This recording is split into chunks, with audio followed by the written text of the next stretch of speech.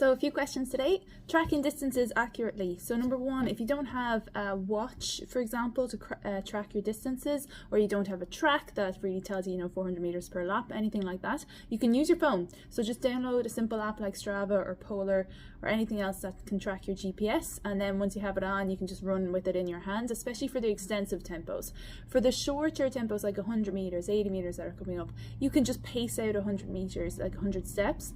Or you can just use the length of a soccer pitch. A standard soccer pitch is 100 meters long. So you can actually just take away 20 meters, for example, for 80, or just use the full length. And if it's slightly off, it's not a massive deal. Like anything between 5 to 10 meters, it's okay. So don't worry too much about it. Try not to create or let these barriers be something that means you kind of don't do the workout, or you're really put off by it or stressed out by it. In terms of combining sessions into one day, that's absolutely fine as well. If you don't have much time to play around with during the week or many days, you can put a gym and a running session together, and that's no problem. You can do either one first, but later on when it comes to doing speed workouts, it's better to put those before a gym session. If you're working for explosiveness, should I be aiming to get to push max weight on exercise like squats and deadlifts, or should I not go as heavy and be more explosive on the lift?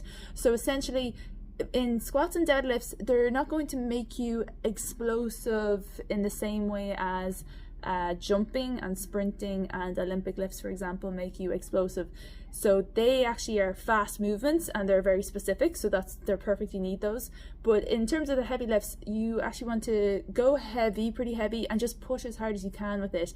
But you still might feel slow. You might technically be slow in the movement, but you're going to be recruiting more fibers, and more the nerves are going to fire more of the muscle. So then you're going to have more muscle to work with when you do those lighter explosive movements. So that's how you'd use a squat or a deadlift to help improve your explosive movements, or at least certainly at the minute in this phase you can think about going heavy in those, and it'll still contribute to your explosiveness.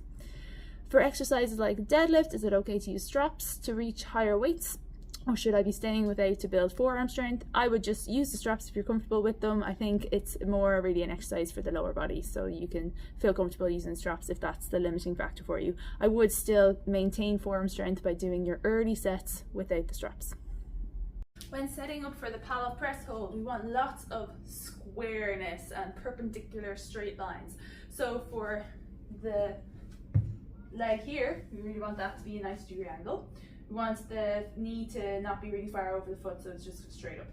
We want the pelvis level, so that means in two ways. So we want to make sure that one hip is not more forward than the other, so we want to pull them level across, and then we don't want one higher than the other. So oftentimes someone will kind of sink in here and just make this higher, so you just want to make sure that's kind of pulled down and kept as level as possible. Then from there, when you push the weight out, you're going to try and maintain all of those positions. And so you don't want to feel like there's any sort of lateral shift across with your hips, for example, or like you lean forward into it and create more of a knee bend. So you're really trying to get the first setup right, and then when you press out, you feel like you're just able to hold everything where you started.